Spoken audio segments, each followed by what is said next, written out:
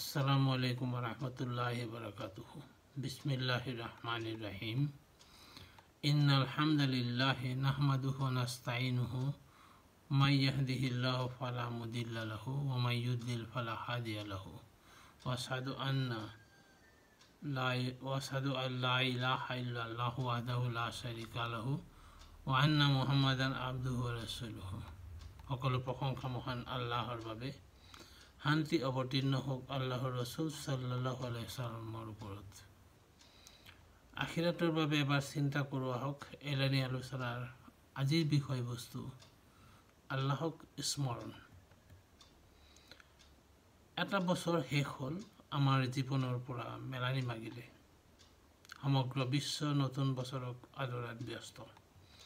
আমি চিন্তা কৰি চাইছোনে, এটা বছৰ আমাৰ জীৱনৰ পৰা গুচি যোৱা মানে আমাক মৃত্যুৰ দুৱাৰদলিলৈ কাষ চপাই আনিলে।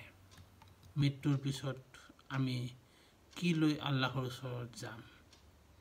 গুচি যোৱা বছৰটোত আমি কিমান আল্লাহক স্মৰণ কৰিলোঁ? মহান আল্লাহে সূৰা বাকাৰাৰ ৩ নম্বৰ আয়াতত কৈছে, আল্লাযিনা ইউমিনুনা বিল গায়বি ওয়া ইউকিমুনাস সালাতা ওয়া মিম্মা রাযাকনাহুম ইউনফিকুন।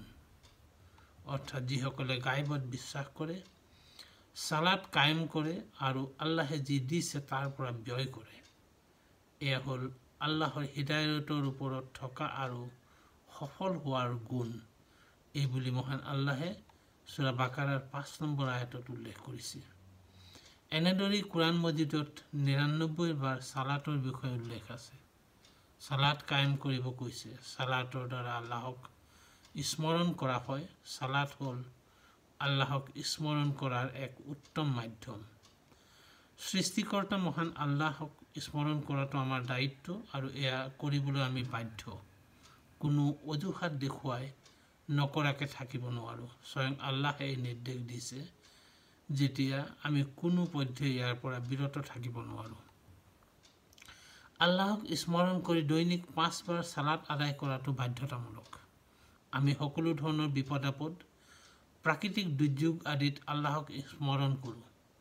সালাতৰ দ্বাৰা আল্লাহক স্মৰণ কৰিবলৈ অজু গোচল কৰি পাক পবিত্ৰ হৈ কিবলামুখী হোৱা দৰকাৰ। কিন্তু আকস্মিক বিপদ আপদত আল্লাহক স্মৰণ কৰোঁতে আমি অজু কৰা, কাপোৰ পাক থকা বা কিবলামুখী হোৱা বিষয়ে চিন্তা নকৰোঁ। মাত্ৰ চিন্তা কৰোঁ আল্লাহক স্মৰণ কৰি বিপদৰ পৰা উদ্ধাৰ হোৱা বিষয়ে। সময়মতে সালাতৰ দ্বাৰা আল্লাহ ৰাব্বুল আলামিনক স্মৰণ কৰিবলৈ অজু নথকা, কিবলা নিৰ্ধাৰণ কৰিব নোৱাৰা, কাপোৰ পাক নোহোৱা আদি অজুহাত দেখুৱাই সালাত আদায় নকৰাকৈ আমি থাকিব নোৱাৰোঁ। সাধাৰণ পৰিৱেশ পৰিস্থিতিত পবিত্ৰ পাক হৈ কাপোৰসহ অজু কৰি কিবলামুখী হৈ সালাত আদায় কৰিব লাগে। কিন্তু শত্ৰুৰ আক্ৰমণ, বিপদ আপদৰ সময়ত কিবলামুখী হ'ব নোৱাৰিলে বা আন কোনো কাৰণত কিবলা নিৰ্ধাৰণ কৰিব নোৱাৰিলে, পিন্ধা কাপোৰ পাক নাথাকিলে বা অজু কৰিব নোৱাৰিলেও সালাত আদায় নকৰাকৈ থাকিব নোৱাৰি, আদায় কৰিবই লাগিব। যেতিয়ালৈকে মানুহৰ জ্ঞান থাকে তেতিয়ালৈকে কোনো লোকে সালাত আদায় নকৰাৰ কোনো ধৰণৰ অজুহাত দেখুৱাব নোৱাৰে। কাৰণ সালাত আদায় কৰাৰ মূল উদ্দেশ্যই হ'ল আল্লাহক স্মৰণ কৰা। ২৪ ঘণ্টাৰ ভিতৰত মানুহে যিকোনো পৰিস্থিতিত, যিকোনো স্থানত, যিকোনো অৱস্থাত ৫ বাৰ সালাত আদায় কৰাটো বাধ্যতামূলক। যি মানুহে ঘোষ খায়, সুদ খায়, হাৰাম উপাৰ্জনেৰে জীৱন নিৰ্বাহ কৰে, ৰসূল সাল্লাল্লাহু আলাইহি ওয়াসাল্লামৰ ভাষ্য অনুসৰি তেওঁৰ খাদ্য হাৰাম, পোছাক হাৰাম, খোৱা পানীও হাৰাম। এনে হাৰাম খাদ্য পোছাকেৰে সালাত গ্ৰহণযোগ্য নহয়। কাৰণ আল্লাহ পবিত্ৰ, সেয়ে অপবিত্ৰ বস্তু আল্লাহে গ্ৰহণ নকৰে। ঘোষখোৰ, সুদখোৰ আদি লোকৰ খাদ্য, পানীয়, পোছাক আদি হাৰাম বাবে আল্লাহে গ্ৰহণ নকৰাৰ অজুহাত দেখায়ো সেই মানুহে সালাত আদায় নকৰোঁ বুলি ক'ব নোৱাৰে বা নকৰাকৈ থাকিব নোৱাৰে। ৰসূল সাল্লাল্লাহু আলাইহি ওয়াসাল্লামে কৈছে, যি লোকে নিচাজাতীয় বস্তু সেৱন কৰে তেনে লোকৰ ইবাদত ৪০ দিন পৰ্যন্ত আল্লাহৰ দৰবাৰত কবুল নহয়। সেয়ে বিড়ি, চিগাৰেট আদি নিচাজাতীয় বস্তু সেৱন কৰা লোকেও উক্ত অজুহাত দেখুৱাই সালাত আদায় নকৰোঁ বুলি ক'ব নোৱাৰে। এনে লোকে নামাজ আদায় কৰা দেখিলে বহু মানুহে সমাজৰ বহু লোকে উপলুঙা কৰা দেখা যায়। কয় ঘোষ খায়, সুদ খায়, নিচাজাতীয় বস্তু সেৱন কৰে, দুনিয়াৰ বেয়া কাম কৰি ফুৰে, অথচ নামাজ পঢ়ি দেখুৱাইছে। ইবনুল কাইয়ুম ৰহিমাহুল্লাহে কৈছে, তুমি যদি ঘোষখোৰ হোৱা তথাপি নামাজ আদায় কৰা, তুমি যদি সুদখোৰ হোৱা সালাত আদায় কৰা, তুমি যদি জিনাকাৰী ব্যভিচাৰী হোৱা বা পতিতালয়ৰ পৰা ওলাই আহি হ'লেও সালাত আদায় কৰা, তুমি যদি বিড়ি চিগাৰেট আদি নিচাজাতীয় বস্তু সেৱন কৰা তথাপি সালাত আদায় কৰা। গুনাহৰ দোহাই দি গুনাহৰ অজুহাত দেখুৱাই সালাত আদায় নকৰাকৈ নাথাকিবা। যিমান ডাঙৰ পাপী নহওক, গুনাহগাৰ নহওক, সালাত আদায় নকৰাকৈ থাকিব নালাগে। কাৰণ ঘোষ খোৱা, সুদ খোৱা, নিচাজাতীয় বস্তু সেৱন কৰা আদি কাৰ্যত এটা গুনাহ হয়, কিন্তু তাৰ লগতে নামাজ এৰি দিলে দুটা গুনাহ হয়। নামাজ এৰি দিয়াটো এক ভয়ংকৰ ডাঙৰ গুনাহ। এই ভয়ংকৰ গুনাহৰ পৰা বাচি থাকিবৰ কাৰণে সালাত আদায় কৰা জৰুৰী। ঘোষ খোৱা, সুদ খোৱা আদি গুনাহতকৈ লাখ কোটি গুণ ডাঙৰ গুনাহ হ'ল নামাজ আদায় নকৰা। নামাজ আদায় কৰিবলৈ আল্লাহে নিৰ্দেশ দিছে। এই নিৰ্দেশ সকলোৰে বাবে দিয়া হৈছে। উচ্চ নীচ, ধনী দুখীয়া, সুস্থ অসুস্থ আদি শ্ৰেণী ভাগ কৰি দিয়া নাই। একমাত্ৰ অজ্ঞান লোকৰ বাদে। গতিকে কোনো লোকে কোনো অজুহাত দেখুৱাই নামাজ আদায় নকৰাকৈ থকাটো আল্লাহৰ নাফৰমানি কৰা, আল্লাহৰ অবাধ্য হোৱা। এই সালাত কিয় বাৰু ইমান গুৰুত্বপূৰ্ণ? মহান আল্লাহে কৈছে, আকিমিছ সালাত লিযিক্ৰি, আল্লাহক স্মৰণ কৰা সালাতৰ মাধ্যমত। আল্লাহক স্মৰণ কৰাৰ মাধ্যম স্বয়ং আল্লাহ ৰাব্বুল আলামিনে দেখুৱাই দিছে, সেইবাবে ইয়াৰ গুৰুত্ব অতি বেছি। আৰু এৰি দিয়াটো ভয়ংকৰ ডাঙৰ গুনাহ। এনে ডাঙৰ গুনাহৰ পৰা ৰক্ষা পাবলৈকে নামাজৰ দ্বাৰা আল্লাহক স্মৰণ কৰা জৰুৰী। নামাজৰ উপৰি অন্যান্য দোৱা প্ৰাৰ্থনাৰ জৰিয়তেও আল্লাহক স্মৰণ কৰা হয়। মানুহে আল্লাহক স্মৰণ কৰাটো ইমান গুৰুত্বপূৰ্ণ, নিজৰ নবী ৰচুলেও আল্লাহক স্মৰণ নকৰালৈকে তেখেতে সহায় কৰা নাছিল। উদাহৰণস্বৰূপে ইউনুছ আলাইহিছ সালাম মাছৰ পেটত থকা অৱস্থাত তেখেতে আল্লাহক স্মৰণ কৰিছিল।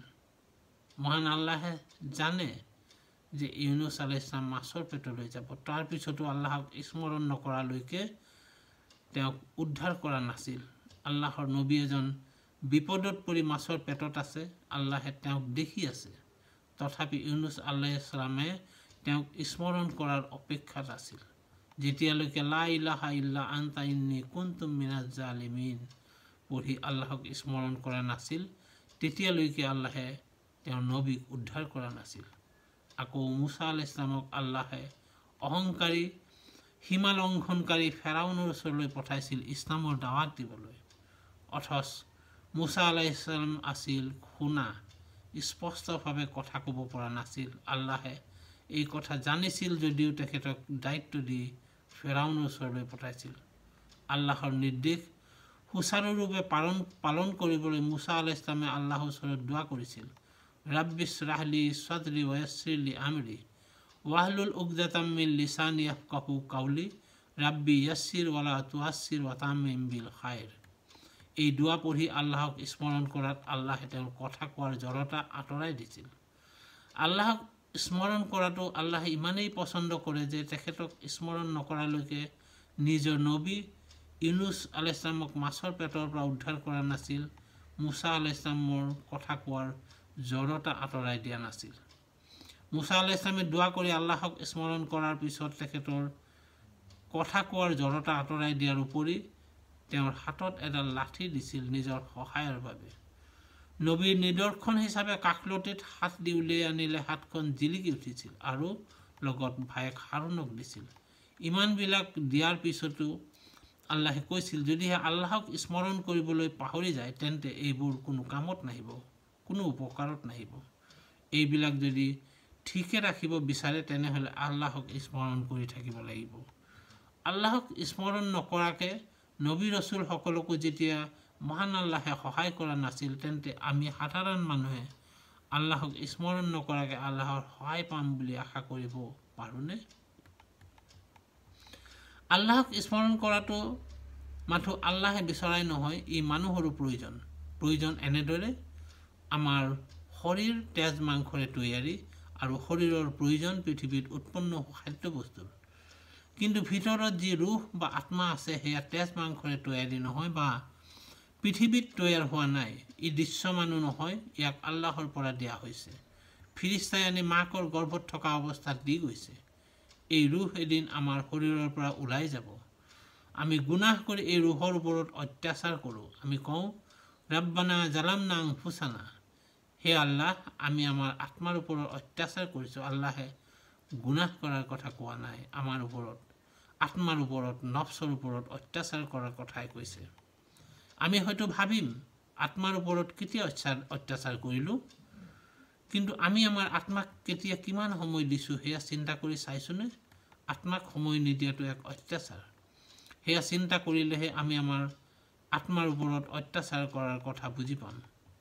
আল্লাহ ৰাব্বুল আলামিনে কুৰাণ মজিদত কৈছে, আলহাকুমুত তাকাছুৰ, তোমালোকক পাহৰাই ৰখা হৈছে। পাৰ্থিৱ মায়ামোহেৰে দুনিয়াত ইমান বস্তু তৈয়াৰ হৈছে, সেইবিলাকৰ মায়ামোহে মানুহক ব্যস্ত কৰি ৰাখিছে পাৰ্থিৱ জগতত, যাৰ বাবে আমি আত্মাক সময় দিব পৰা নাই। আজিৰ পৃথিৱীত অধিকাংশ লোক মোবাইল, ফেচবুক, সামাজিক মাধ্যম আদিত ব্যস্ত। ৰাতি দুপৰলৈকে মোবাইল কৰে, ফেচবুক আদিত ব্যস্ত থাকে আৰু পুৱা শুই উঠাৰ পিছতো আকৌ ব্যস্ত হৈ পৰে। এনেদৰে ব্যস্ত থকাৰ পিছত তেওঁ কিদৰে নিজৰ আত্মাক সময় দিব? পাৰ্থিৱ মায়ামোহে মানুহক পাহৰাই ৰাখিছে মৃত্যুৰ কথা। মানুহে নিজেও পাহৰি থাকিব বিচাৰে এদিন যে এই পৃথিৱী এৰি গুচি যাব লাগিব। পৃথিৱীত এনে কিছুমান বস্তু তৈয়াৰ হৈছে যিবিলাকে মানুহক মৃত্যুৰ কথা স্মৰণ কৰিব নিদিয়ে। আৰু সেয়ে আল্লাহ ৰাব্বুল আলামিনে কৈছে, হাত্তা জুৰতুমুল মাকাবিৰ, যেতিয়ালৈকে কবৰত উপনীত নহওঁ, অৰ্থাৎ কবৰত উপনীত হ'লেহে মৃত্যুৰ কথা, পৃথিৱীত কৰা গুনাহৰ কথা, পাৰ্থিৱ জীৱনত আত্মাক সময় নিদিয়াৰ কথা জানিব পাৰিম। জীৱিত কালত আমি এই বিষয়ে যদি অন্তত এদিন ৰাতি ঘৰৰ দুৱাৰ খিৰিকী বন্ধ কৰি নিৰ্জন নিৰিবিলি অৱস্থাত অকলশৰে নিজৰ অতীত, বৰ্তমান আৰু ভৱিষ্যতৰ অস্তিত্ব, মৃত্যু আদিৰ কথা চিন্তা কৰি চাওঁ, আত্মাৰ বিননি, হতাশা, চিন্তা, ছটফটনি, দুখ আদিয়ে চকুলো বোৱাই আনিব। এয়াই হ'ল আত্মাৰ চিঞৰ, আত্মাৰ ওপৰত কৰা অত্যাচাৰ। তথাপি মানুহে আত্মাক সময় নিদিয়ে। আত্মাক সময় দিলে আত্মাৰ হতাগ্ৰস্ততা, চিন্তাগ্ৰস্ততা, ছটফটনি আদি নাইকিয়া হ'ব, আত্মা প্ৰশস্ত হ'ব। কিন্তু আমি দুনিয়াৰ মায়ামোহ, মোবাইল, ফেচবুক, টুইটাৰ আদিত ব্যস্ত হৈ আত্মাক সময় দিয়া বিষয়ে চিন্তাও নকৰোঁ, অনুভৱো নকৰোঁ, আৰু আত্মাক সময় দিবলৈ দুনিয়াই আমাক কোনো সুবিধাও নিদিয়ে, উপায়ো নিদিয়ে। এয়া অতি ভয়ংকৰ বেদনাদায়ক অৱস্থা। এইকাৰণে সকলোৰে আত্মা ছটফটাই থাকে। আত্মাৰ ছটফটনি মাৰ গৈ প্ৰশান্ত হ'ব যদিহে আমি আত্মাক সময় দিওঁ।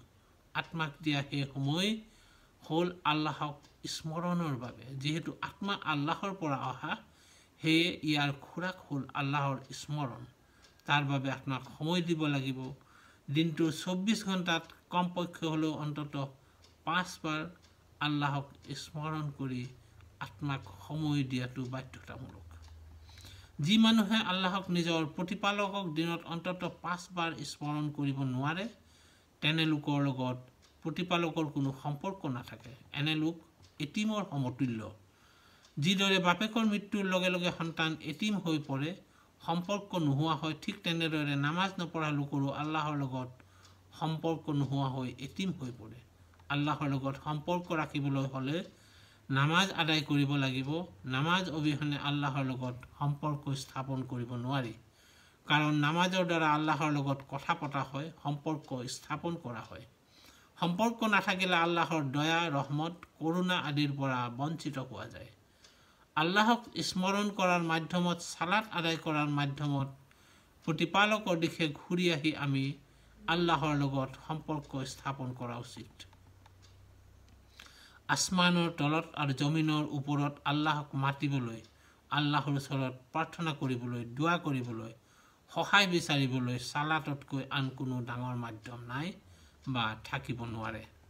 আল্লাহৰ ৰসুল সাল্লাল্লাহু আলাইহি ওয়াসাল্লামৰ সময়ত এবাৰ বহুদিন বৰষুণ নোহোৱাৰ বাবে সকলো সাহাবীক একত্ৰিত কৰি তেখেতে মুকলি ঠাইত সমবেত হৈ সালাতৰ দ্বাৰা আল্লাহক স্মৰণ কৰিহে দোৱা কৰিছিল। সালাত আদায় নকৰাকৈও দোৱা কৰিব পাৰিলেহেঁতেন, কিন্তু সেয়া নকৰি তেখেতে সালাত আদায় কৰিহে বৰষুণৰ বাবে আল্লাহৰ ওচৰত দোৱা কৰিছিল।